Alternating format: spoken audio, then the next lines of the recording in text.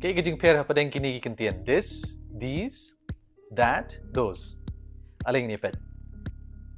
Kakentian this haka khasi ngiong kane lani uni. Ni penungkam ya kentian this ban kedau ya ka singular noun. For example, this book is interesting. Kakentian this pat kamut kini.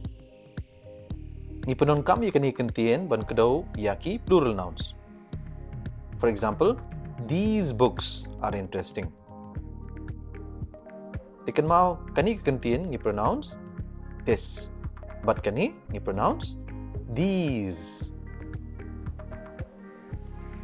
Kakentian that kamut katu. Ni penungkam ya ni kentian ban kedau ya ka singular noun. For example, that building is very old. Those kamut Kito. Kani kegentian ni penungkam ban kedau ya ki plural nouns.